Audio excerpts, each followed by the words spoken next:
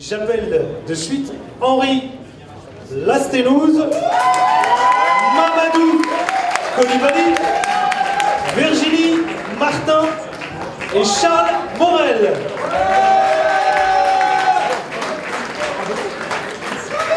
Alors, ce dernier chantier, ce dernier pacte, c'est pour un sursaut éthique et citoyen.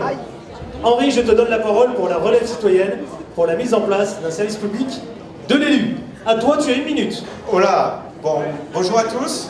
En fait, la dernière fois qu'on s'est vraiment engagé, d'ailleurs avec Bruno, il y a 20 ans, c'était dans un autre domaine pour l'Europe. Mais en fait, chaque fois qu'on a rencontré les politiques avec qui on avait travaillé il y a à peu près 20 ans, c'était les mêmes. Puis on avait croisé plein de jeunes qui étaient très bien, puis on les a jamais retrouvés élus. Et maintenant, je travaille au Parlement européen, je reviens, mais je retrouve les mêmes qu'il y a 20 ans, il n'y a rien à changer. Vous savez, en politique, vous pouvez prendre 10 ans de retraite, vous revenez, c'est les mêmes, assis au même endroit. Et donc l'un des points importants sur le pacte sur lequel on a essayé de travailler, c'est comment on pourrait un peu ouvrir les fenêtres. Et donc, on ouvre des pistes, évidemment, on n'a pas de réponse toute faite, mais il nous a semblé quand même qu'il y avait 3 points qui étaient importants. Le premier, c'est dissocier le financement de l'entrée de gens politiques des partis politiques. D'avoir un vrai service public de l'élu. Quelqu'un qui a un projet, qui veut s'engager, ne doit pas commencer par choisir le courant, le sous-courant et le financement qui lui permettra un jour d'être élu. Ça, c'est un point important. Le deuxième point, c'est celui des quotas. Il faut arriver à des quotas dans la vie, que ce soit pour faire de la cuisine ou quoi que ce soit, on ne fait qu'une chose à la fois. Pourquoi en politique, tout d'un coup, c'est pas possible? Et donc l'idée, au-delà des quotas, qui est quelque chose sur lequel, en théorie, tout le monde est content, et tout le monde est d'accord, c'est de vraiment poser la question de savoir quelle est la transparence derrière, parce qu'on sait très bien que le cumul est lié à des problèmes de rémunération. Donc c'est un seul job et des rémunérations qui sont transparentes, ouvertes à tous. Un exemple, en Tunisie, le nouveau ministre de la Jeunesse, il a tweeté son salaire, le nombre de jerrycans que chaque ministre gagne depuis le Conseil des ministres. Donc, quota et transparence. Et le dernier point, c'est peut-être un peu pieux, mais un jour, il faudra quand même parler de la retraite en politique. Retraite.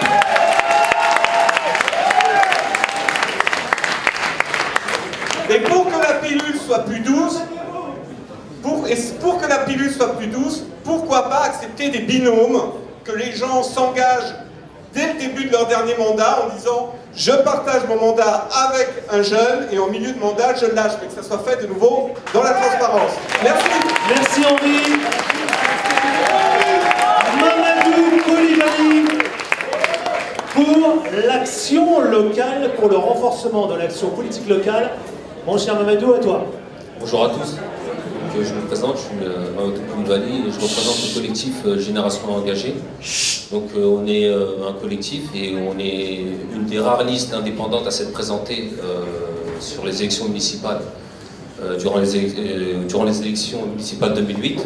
Donc on représente plusieurs villes, dont Saint-Ouen, Pantin, Goussainville, et on a la chance d'avoir des élus qui sont en activité, qui sont maires adjoints et qui sont conseillers.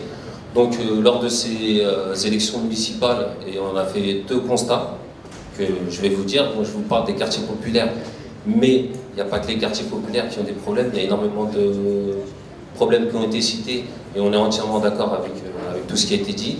Ça concerne la jeunesse, mais ça concerne aussi les plus jeunes, les plus vieux, ça concerne tout le monde. Donc les 2 constats, le premier, c'est le succès des listes indépendantes aux dernières élections municipales a largement démontré que le frein à l'émergence d'une nouvelle élite politique issue de la réalité, et j'entends bien et j'insiste bien, issue de la réalité, parce que souvent on croit que c'est en parlant de la diversité ou autre, mais non, ce sont des Français, comme on l'a dit tout à l'heure, de nos villes, qui est bien plus le fait des appareils politiques que du corps électoral.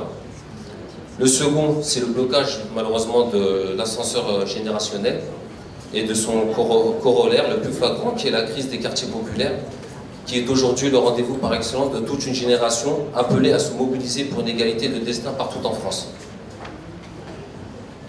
Et on a 2 priorités. Organiser des états généraux intergénérationnels de l'action locale autour de 3 axes. Le premier axe, renforcer l'action politique locale, renouveler les élites au niveau local et assurer les financements pour les collectivités et les associations. Et ensuite, créer dans chaque ville un réseau de délégués de proximité en charge de gérer sur le terrain l'ensemble des dispositifs d'action publique nationaux de manière transversale. Merci à vous. Merci à toi, Mamadou. Mais je ne vais pas parler de la question des femmes, mais de la démocratie en entreprise. Oui, parce que, comme ils l'ont dit avant moi, la démocratie, on la voit souvent en politique, mais on la voit finalement assez peu en entreprise. On n'en parle quasiment jamais, et c'est absolument dramatique. Aujourd'hui, l'entreprise, c'est quoi? C'est le suicide, c'est la démotivation, c'est le stress, c'est véritablement quelque chose qui ne fonctionne plus, qui ne va plus dans le bon sens, et dans laquelle les trois piliers, c'est-à-dire syndicats, entreprises et salariés, ne fonctionnent plus tout à fait ensemble. Et c'est là-dessus qu'on voudrait se battre aussi. En effet, l'entreprise, aujourd'hui en France, c'est quoi? C'est une espèce d'oligarchie masculine, blanche, vieillissante, et qui sortent toutes absolument des mêmes écoles. Et ça, ce n'est plus possible. Par ailleurs, l'entreprise en France, elle est excessivement hiérarchisée. Elle est très pyramidale, elle est très sur un... Vous savez, cette espèce de truc top-down, quoi. Il y a des ordres et on obéit. Les entreprises ailleurs dans le monde peuvent être beaucoup plus innovantes, plus créatrices, et c'est ce souffle nouveau qu'on veut aussi instaurer, cette démocratie au sein même de l'entreprise. Pour cela, évidemment, nous reprenons les propositions des quotas, mais des quotas avec pénalisation très forte à la clé. Les quotas de femmes, bien évidemment, dans les conseils d'administration avec pénalisation, mais des quotas aussi dans toutes les strates de l'entreprise. Des quotas au regard de la diversité, bien entendu aussi. Des redistributions du capital aussi, bien sûr, mais des redistributions crédibles, si je puis dire. Et puis aussi, dans les appels d'offres, que les critères RSE soient respectés, seniors, hommes-femmes, diversité, discrimination, tout genre, bien entendu. Et dans les appels d'offres, c'est très important. Donc, grosso modo, on veut renouer avec un pacte de confiance entre le patronat, un patronat ouvert, entre des syndicats ouverts et modernisés, et des salariés qui retrouveraient enfin la voie de l'avenir. Merci beaucoup. Merci à toi, Virginie Martin. On peut l'applaudir. J'appelle la dernière intervention, notre dernier intervenant, Charles Morel, pour le présidentialisme, pour que chaque génération puisse modifier la Constitution française de 1958. On t'écoute, mon cher Charles. Absolument. Je pense que il y a une vraie problématique générationnelle avec la Constitution, que la Ve République est agonisante et qu'il faut lui donner encore un bon coup de pied pour qu'elle finisse de mourir.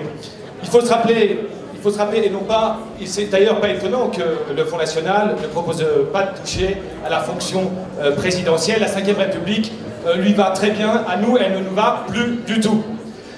Il faut se rappeler des conditions de sa naissance. Au fond, la fin est inscrite dans le début. Elle est née quand même, elle est sortie du cerveau d'un général de brigade, monarchiste contrarié, revenu aux affaires grâce à des militaires factieux, et qui avait certes la passion de l'État, mais qui était totalement indifférent à la question démocratique.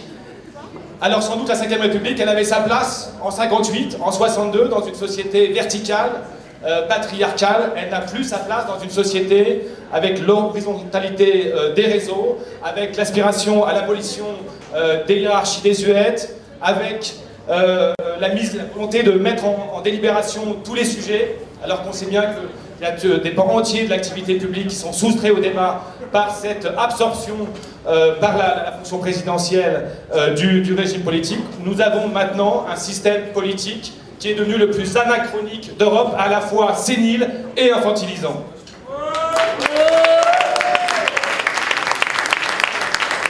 Et qui a abouti à ce résultat que l'État est devenu notre ennemi, alors qu'il devrait être notre bien commun. Alors, puisque toute vraie réforme doit s'inspirer de la passion révolutionnaire, je propose de faire nôtre l'article 28 de la Constitution de 1793 qui disait « Un peuple a toujours le droit de revoir, de réformer, de changer sa Constitution. Une génération ne peut assujettir à ses lois les générations futures. »